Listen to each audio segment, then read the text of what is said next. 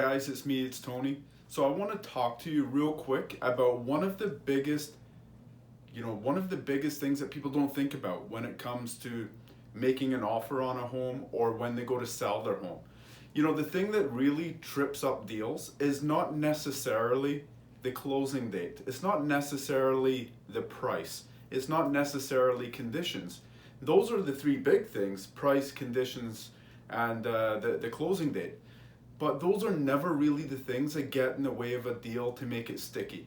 The thing that gets in the way to make a deal sticky is always the little things.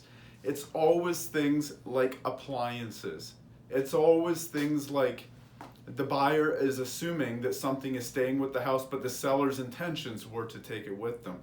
Now, per the contract or per most contracts, there will be a clause in there indicating that everything that is nailed to the home, screwed to the home, plumbed, wired, duct, it all stays with the house unless the seller and the buyer have agreed that this is being taken out, for example.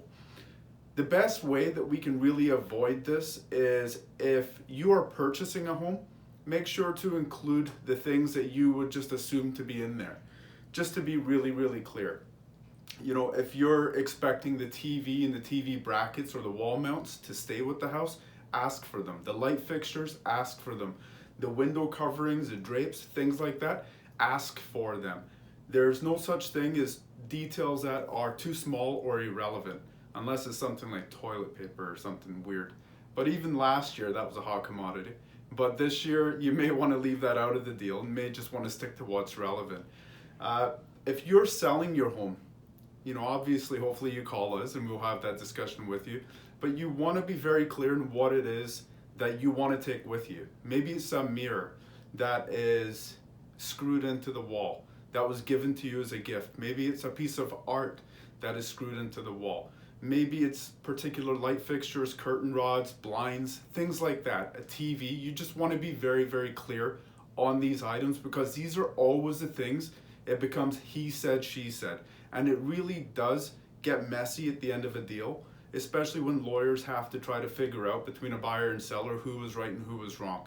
And quite often there's an element of compensation given either way. So we never want it to get to that point. So the details matter. The smallest details matter.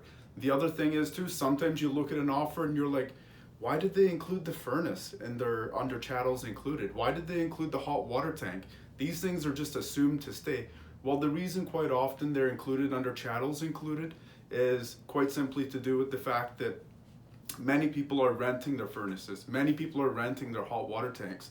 So by the buyer including chattels included furnace, they are basically saying that the furnace comes with the home and it's not a rental item. Otherwise, it would be put under the rental items part of the contract.